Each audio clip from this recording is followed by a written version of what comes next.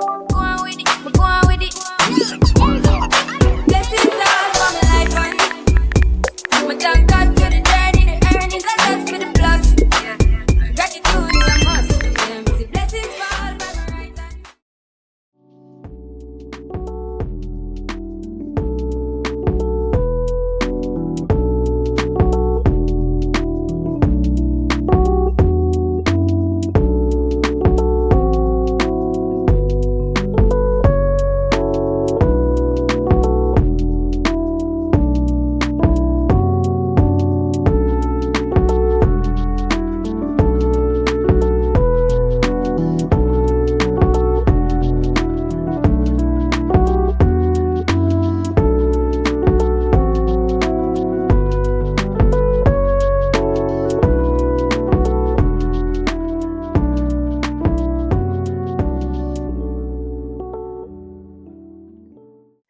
Hi guys, welcome back to my channel. And hi for the first time, this is the first time you've been here. My name is TheSirenSayz, your favorite mystic, and welcome to my commentary channel where I speak about movie, TV, and soon to come books, everything that I like, dislike, and the good, the bad, the ugly, and everything all throughout and in between those frames of media. Now, this is the last video before you get my overall review on the whole thing that I filmed the second I saw the show, because I made a review the second I finished it because I just wanted to get all my raw thoughts, but now I've gotten a few weeks to simmer, and so I thought I'd bring up specific things, and I just went to character for the most part. Anything I don't bring up after this does not matter to me, or I genuinely forgot it and I would have talked about it, but it's over. This is Aang's video. Disclaimer, I'm not blaming the children. I feel like the children were perfectly cast.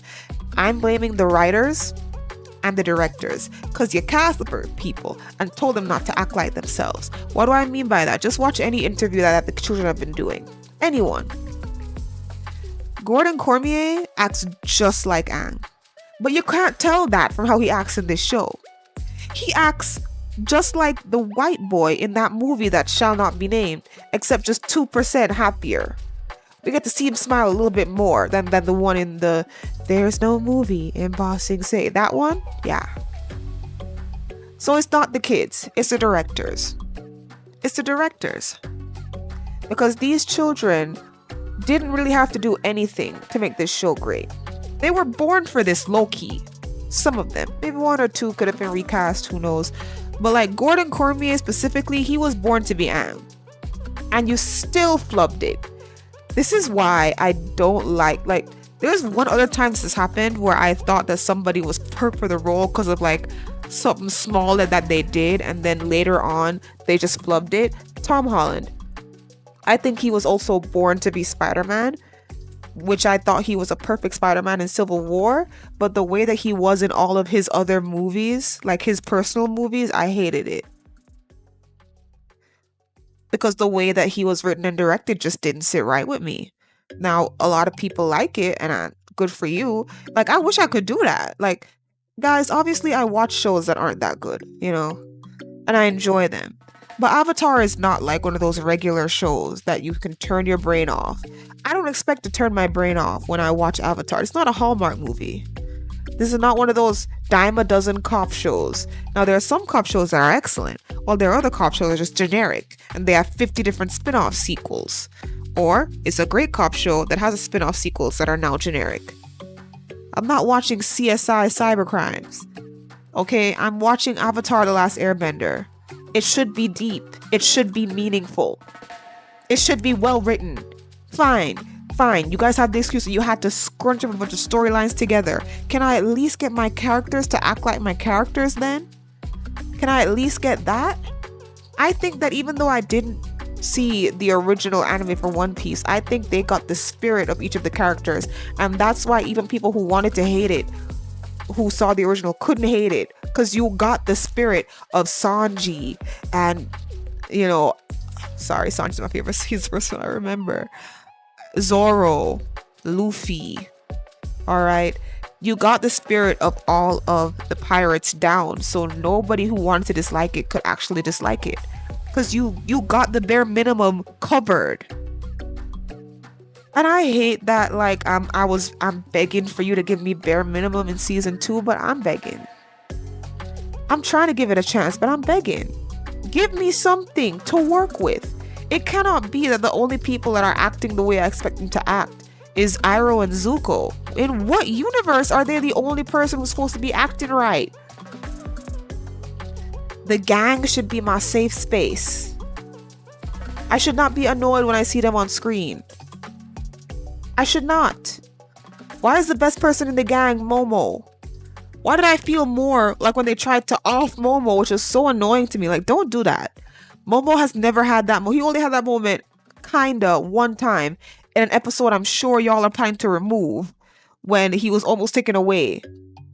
Don't touch Momo. Leave him alone. Let's get into Aang. Episode 1, he was happy and jovial. We were in high spirits. His dialogue was very, very cringy and corny, but I left it alone because he's a child. And so I'm like, fine, he's a kid. But stuff like, the monks told me I never listened. Well, that's what I think they said. I never listened. Is that supposed to be funny? That's like break the fourth wall level of corny. That's really corny, guys. Like, I was like, I almost had a seizure when Aang would do some of his, I'd like to play around and eat banana pies. This movie, sorry, it felt like a movie, how much they cut out. This TV show had a lot of exposition and it was so cringy. And they did a lot of exposition with Aang and with the spirits and with the past avatars. Can we also discuss, I know I discussed this in the video that you will see after this, right? This Aang is intrinsically different from our Aang in many ways. Number one, he's not that jovial. Number two, he doesn't have the same coping mechanisms that our Aang does. Yes, our Aang is fun and jovial in the original, but our Aang also did that because he was trying to cover up his hurt and his pain from losing everybody. He'd rather tell a joke than cry. He'd rather goof off than take things too seriously and have the weight on how serious everything is weigh on him. He'd dang near rather run away than face his problems head on, and he had to learn to combat that. Character arcs. I know you really don't want to give any of these characters that, but all of them had it. I know Zuko is the only one that people talk about having a perfect character arc, and his character arc was immaculate, okay? But Aang also had a character arc that nobody discusses because all they cared about was how he leveled up being the Avatar, not how he leveled up as a human.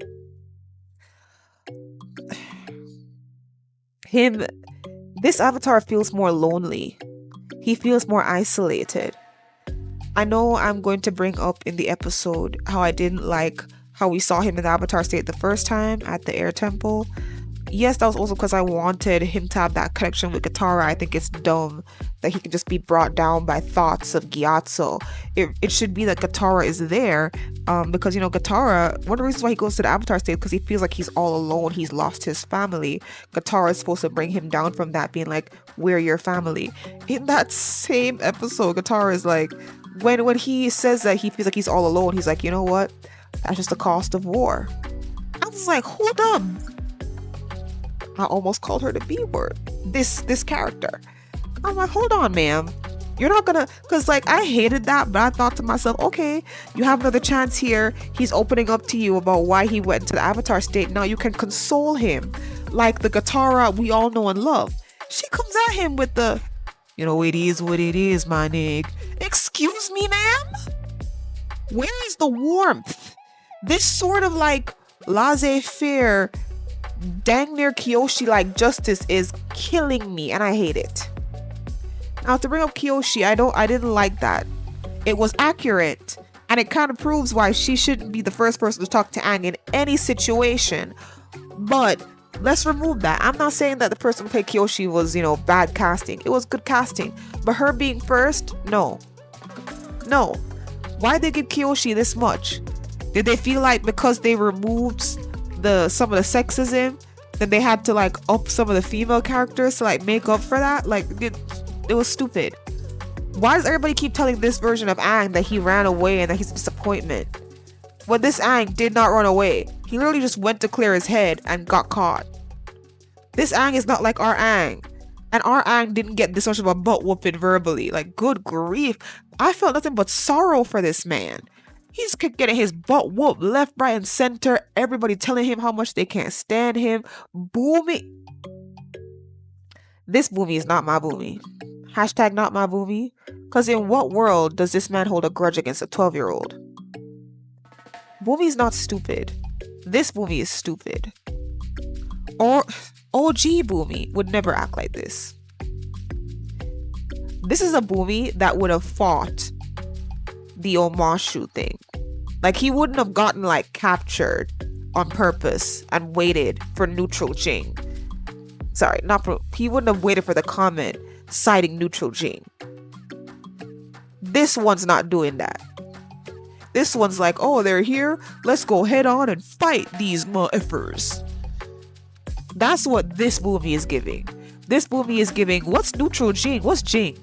This Boomy is giving no Pai Shao, no White Lotus. I don't expect to see him in any of that. Because this Boomy is not giving wise enough for all of those cool things. This Boomy is also not giving, I know how to bed with my eyebrows or my chin. Nope. This Boomy is not giving any of the cool stuff that the original Boomy gave us. I hated his interactions with Aang. I fell asleep watching that part, actually. I had to rewind it. Wake myself up and rewind it. Ew. Hated their interactions. And Aang giving him the air bison whistle was just like, ugh, whatever. I don't care. I was hoping so bad that they would have expanded Boomy. Not a lot, just a little. Like the same way with the General G stuff that I spoke about earlier, and the Iroh stuff with the Earthbenders. I wanted them to expand Boomy like that, like small but vital. Instead, they made him terrible. How did y'all do that? Like, what director said, this is the way we should do it? We should really pound into Aang. You know what I'm thinking? I'm thinking y'all have heard the complaints of like people who watch the OG and nitpick, and people who watch the OG but like Legend of Korra more than it and nitpick. Those are two different sets of people, by the way. You heard what they had to say about how they wished Aang was more serious even though he's 12 years old. You heard all of those type of complaints and thought, okay, yeah, Aang's annoying, so we'll just make him less playful and we'll drill into his brain that he's a useless betrayer who left us all to get usurped, and we're just gonna pound it into him like that, and we not gonna make him have any fun, and we just gonna make him a sad sack, and you know, we gonna mask it so he gonna laugh every now and then, but really no, it's all important. You listen to them. You saw those people say those things and you listened to them. That's what I'm getting. Because there's no way that you could have watched the show by yourself and gotten that. Unless you just watched the show recently. People who think these things are people who watch the show recently. Or are the types of individuals that never liked Aang in the first place. That's where this portrayal of him comes from. People who don't understand him at all. Aang is one of the deepest characters in the show, and you flubbed it. This boy is so serious and so sad. He's the one fighting for hope and fighting for peace. And I don't mean that like he wasn't doing that in the show, but I mean like he like took the role of Katara. Not all the way, but mostly. Anyways, I'm done. Alright. I don't know if I'm gonna get backlash from these videos, and at this point I don't care. It needed to be said. They should have written this show better. The writing and directing was weird. And the reason why I'm upset is because of the Zuko and Iroh episode that you can watch. They knew what to do because they did it 3 different times, right? If you're going to expand the story, this is what you do, right? They knew how to make the characters act the way they were supposed to act because they did that with Azula and the girl core.